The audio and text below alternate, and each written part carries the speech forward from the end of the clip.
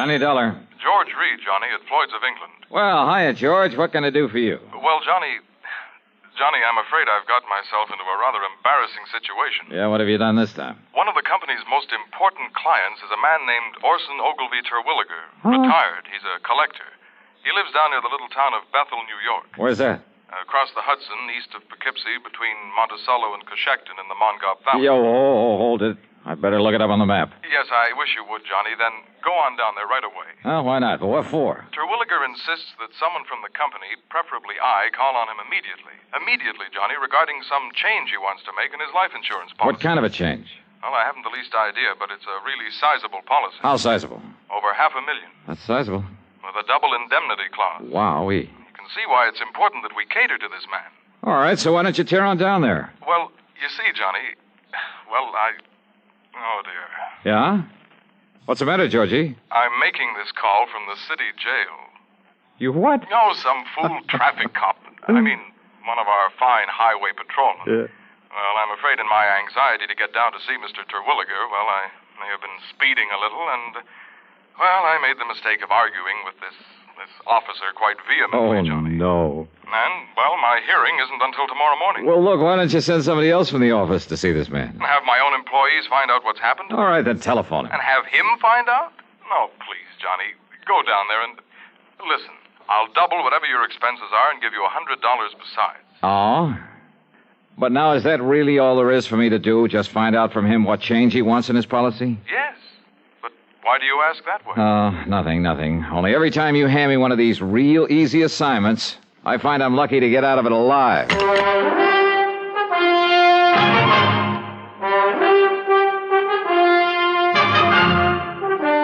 CBS Radio brings you Bob Bailey in the exciting adventures of the man with the action-packed expense account, America's fabulous freelance insurance investigator. Yours truly, Johnny Dollar.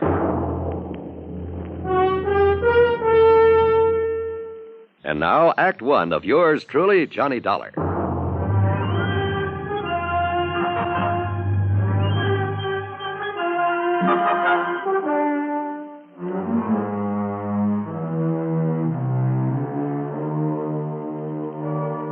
Expense account submitted by Special Investigator Johnny Dollar to Floyd's of England, North American Office, Hartford, Connecticut. Following is an account of expenses incurred during my investigation of the collector's matter.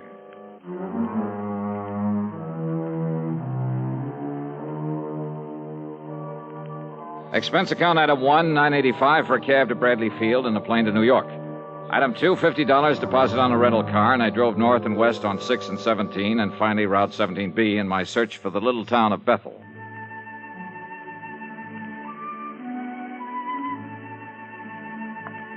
The foot of the Catskills country is mighty beautiful this time of year. No wonder it's a famous vacation spot for thousands who spend most of their lives in the noise and dirt of the big cities. Lots of mountains, trees, fresh air, and flowers.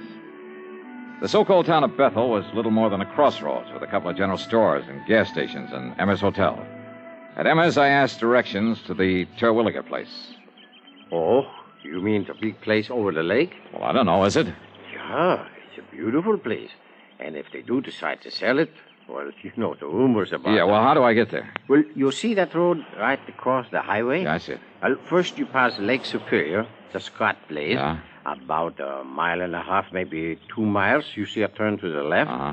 It takes you up the side of the little mountain to the big house. Okay, thanks. Such a narrow, twisting road, though, so be careful when you drive. Oh, sure, and I'm but not sure... such a beautiful view it gives of Mr. Terwilliger's private lake. Oh, that's fine. I'll give it a good look. And maybe he'll show you his wonderful collection of guns and weapons that he has. Yeah, beautiful guns. Yes, I'll ask him about them, and thanks again. And when you come back, if you feel like a nice cool beer on this hot weather... Yes, I'll stop by again. Thanks.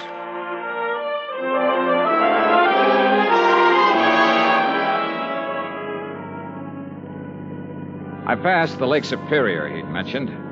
Then a couple of miles beyond, made a left turn that put me on the narrow, winding road up the side of a hill above another, a smaller lake. I wondered why Terwilliger, with all his money, hadn't improved this road, and thought of what might happen to someone trying to negotiate it too fast. Well, I didn't have time to think about it for long. Huh?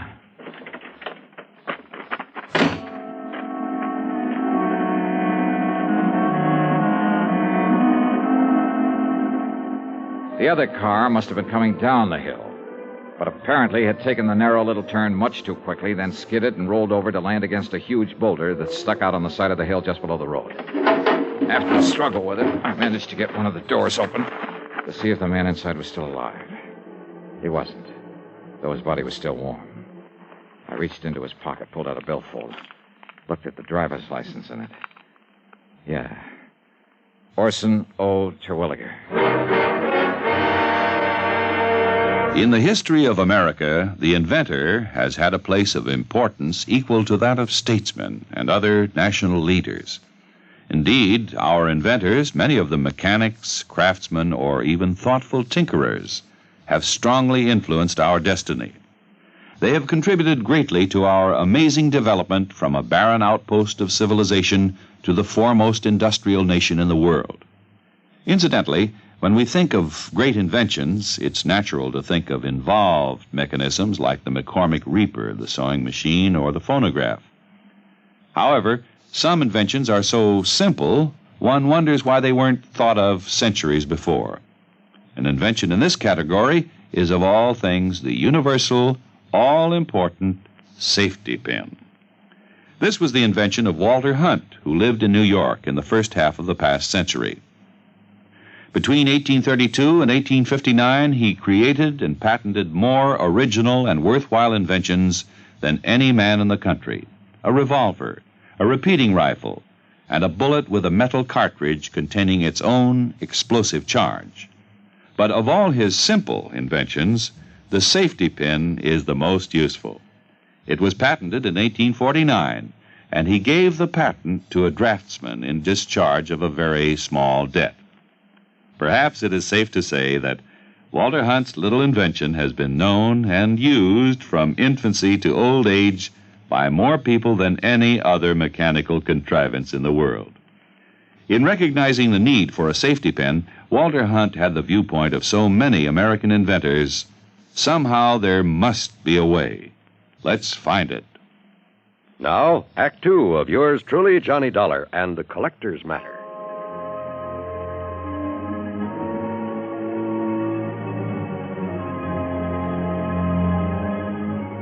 Yeah. The man lying there in the car that had skidded off the road was the man I'd come to see. Orson O. Terwilliger. And he was very dead. Not knowing what sort of police or medical facilities the town of Bethel had to offer, I decided to poke around a bit. But before I could lift the body out of this car, another one came down the narrow road from the direction of the big house on top of the hill.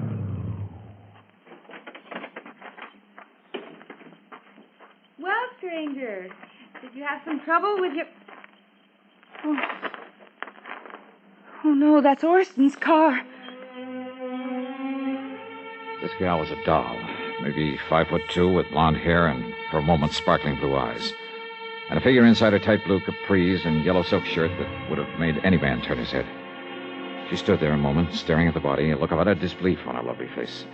Then I caught her as she started to slump to the ground, hands covering her face, her whole body shuddering with her sobs. I'm sorry. I'm terribly sorry. Why did a thing like this have to happen? Just when Orson and I were... Easy now. Easy. Just take it easy. Well, if it makes you feel better, go ahead and... No. What good is it to cry over him? It won't bring him back to life. No, I'm afraid nothing will now. Why does it have to happen to people like... I'm terribly sorry. I didn't mean to throw myself into your arms. That's perfectly all right. The shock of suddenly...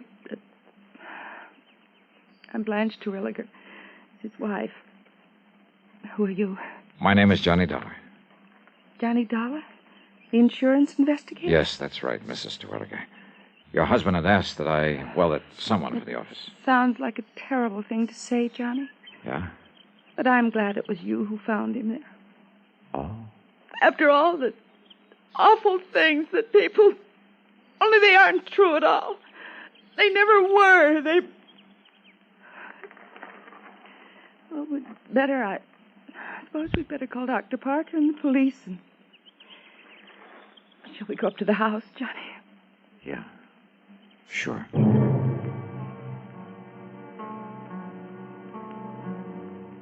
At the house, I made the call to Dr. Parker. In a matter of minutes, he and another man, a Mr. Harry Allen, arrived, and together we went back and inspected the scene of the accident. No question to me. No question at all. Ah, yes, Mr. Dollar, I'm the whole police force here in Bethel. Somebody's got to do it. I see, Mr. Allen. Chief. Don't you agree, Doctor? Plain as day, isn't it? Yeah, Chief. Mr. Dollar, it's just an unfortunate accident. Those marks on his head and body are simply a result of the car rolling over. All of them, Know Doctor? why Orson didn't know better than to take this turn too fast is... what did you say, Mr. Dollar? Well, this bruise on his forehead when he struck the windshield. That's right. Killed him instantly. And here, on his chest, from the steering wheel. Uh-huh. But that round contusion, I guess you'd call it, there behind his left ear. Small, a perfect circle. Something inside the car when it rolled. Was it? Yep. Maybe. Suppose you show me one thing, anything, inside the car that could have made that clean, clear mark. Now, you look here, Dollar. Yes, Chief. It was pure accident that killed him, no doubt about it. The doc knows it, I know it, and you know it. Just because you're one of these high-powered, big-city-type special investigators, just don't let your imagination run away with you. Chief is right, Mr. Dollar. Sure. Now, come on. Let's haul the body up to the house and help Mrs. Terwilliger make arrangements with that funeral home down to Monticello. Anything else we can do. Very good idea, Chief. And, say, Dollar, you're a healthy young buck with a sharp eye. Now, what's that supposed to mean? Well, now you tell me the truth. Don't you think Terwilliger's wife is one of the prettiest girls you ever did see? Yeah, she is. Such a shame that she and him never really... Rumor, Chief. That's just a lot of idle gossip. Yeah, Doc. I guess you're right. Is he, Chief? Huh? I wonder.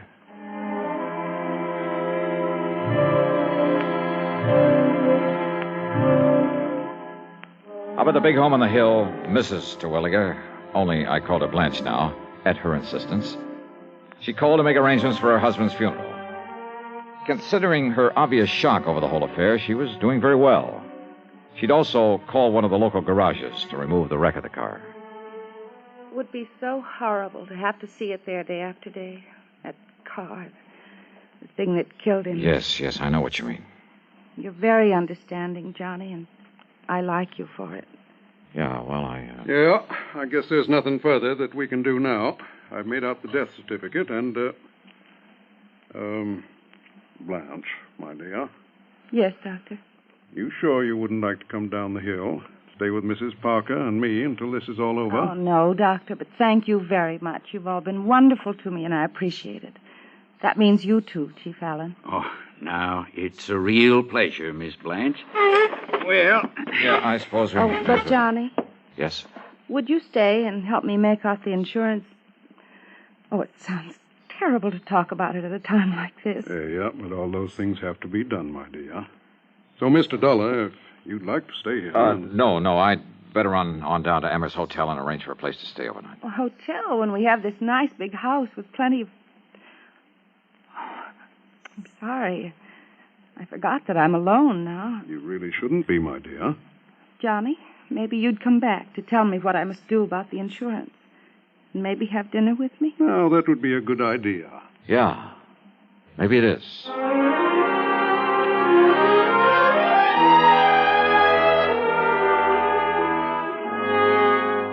Expense account item 3, 90 cents for a phone call at Emmer's Hotel. Orson Terwilliger is dead. And, George, there's just one thing I want to know. Johnny, I simply can't... Yes, what is it? Who are the beneficiaries of Terwilliger's insurance? Why, there's only one. His wife, Blanche Terwilliger. Yes. I knew it. George, is that policy pretty much a standard form? Yes, it is. Double indemnity, as I think I told you. But he said he wanted some changes made. Well, to quote him exactly, he said he wanted to make a change in it. But frankly, I can't imagine what or why. 5 will get you 10. He wanted to change the beneficiary. Really? But the beautiful Blanche played it smart. She didn't give him a chance. Yes, I suppose that is a... What? Yeah. Now, Johnny, no, listen. If you mean what I think you do, what I mean is... Yeah, George. Give it some thought.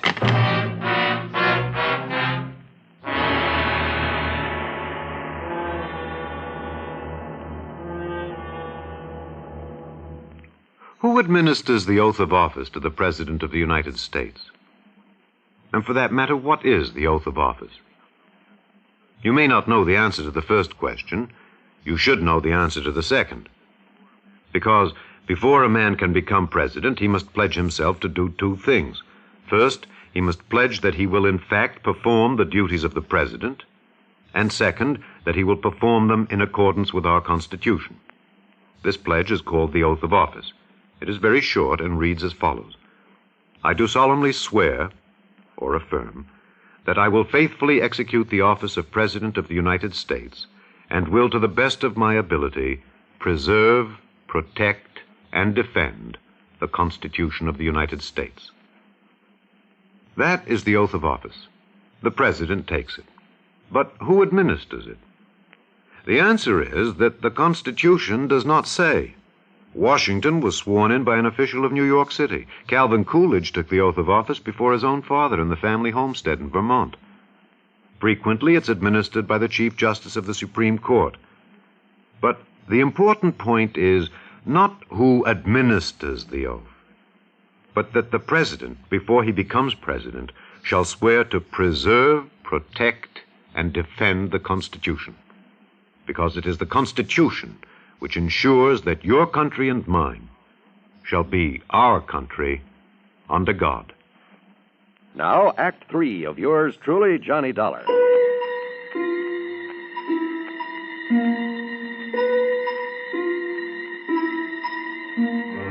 Dr. Parker and Chief Allen were convinced that Terwilliger's death was accidental. Well, I wasn't. Yet all I had to go on, some talk the Terwilliger place might be put up for sale, meant nothing in itself unless I could find out why. Or perhaps the reason might tie in with the rumors, the gossip that had been mentioned to me. Rumors of what? That Blanche and her husband weren't getting along? As for actual evidence that he was murdered, all I had to go on was that funny little mark behind his ear. I borrowed a flashlight there at the hotel and drove back to the scene of the so-called accident. I went over the ground with a fine-tooth comb. Nothing. Then I went up to the place where the car must have started its skid. I searched the bushes all around, and then... Wait a minute. What under the sun is... And more important, where did it come from?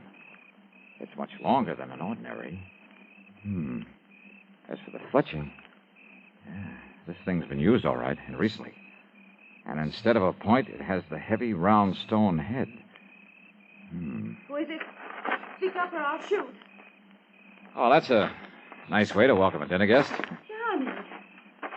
Johnny, you had me frightened. Oh, well, I'm sorry, Blanche. I saw your flashlight down here and couldn't imagine who it was. And since you hadn't come up to dinner as you promised... Oh, I was on my way. I hope I'm not too late. Hey, do you always wander around carrying a gun? Oh, I'm sorry.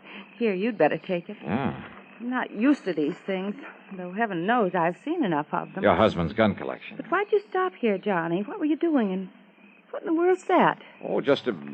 Well, there must have been some Indians around here at one time or another. Oh, yes. I understand this was great Indian country. But now, Johnny... Yeah? My invitation to dinner still stands. Great. I'm starving.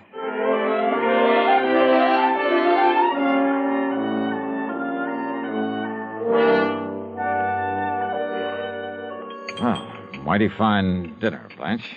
More coffee? I'm almost embarrassed, though. Now, why do you say that? But a chance to be close to someone is, well... More coffee? Oh, no, it's not another thing. Well, then, let's go in by the fire in the library and talk. Johnny. Yeah? It's a great comfort to have you here, and Thanks. You don't mind if I hold your hand? Kid stuff, huh? No, it isn't. Now, this collection of weapons you were going to show me. No, you have to look at it. Well, I'd kind of like to. All right. It's in the library, too. Okay. You know, Blanche, with your figure... What I meant was you must have been quite the athlete when you were in college. Now, what brought that on? Swimming? Tennis? That sort of thing? Sure, everything. Blanche Ransom, girl athlete. Pistol team? The way you handled this gun a while ago. Only a person who knows guns has the proper respect for them. Well, I still don't like them. Then all things considered, it's better that I keep this one. What? All things considered? Your husband had to drive very slowly around that curve, didn't he? Yes. But I guess he didn't for once, or he wouldn't have... Slowly enough so that somebody couldn't have missed him with a pea shooter, much less a deadly weapon. Johnny, what in the world is... Archery was your best event, wasn't it? Archery? Yeah. I'm afraid that's why I took your hand. Johnny. Calluses like that come from only one thing, using a heavy bow, a hunting bow. This one here on the wall? Now, Johnny, listen, honestly. Honey, why did you do it? Why did you do it, Blanche? I don't know what With this bow and with the arrow I found out there. Johnny. With its flat, round, heavy stone head, just before he reached that curve in the road. Well? All right, Johnny. But listen, if you knew how long if you knew what I had to... Listen, please. Murder for a chance on a lousy $1,000,000. I guess I lost, didn't I? Oh, yeah. You lost.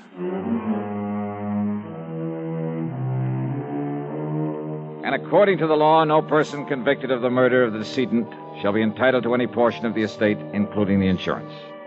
But just don't forget my commission on that amount.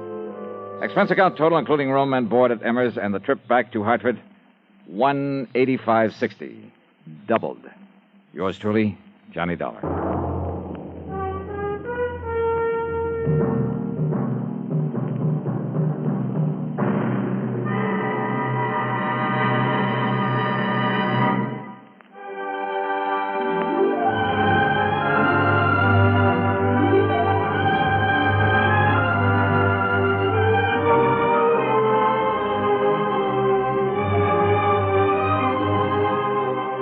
Yours truly, Johnny Dollar, starring Bob Bailey, originates in Hollywood and is written, produced, and directed by Jack Johnstone.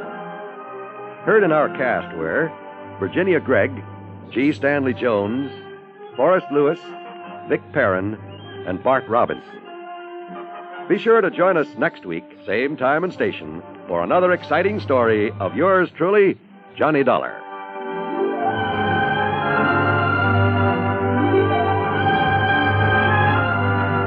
This is John Wall speaking.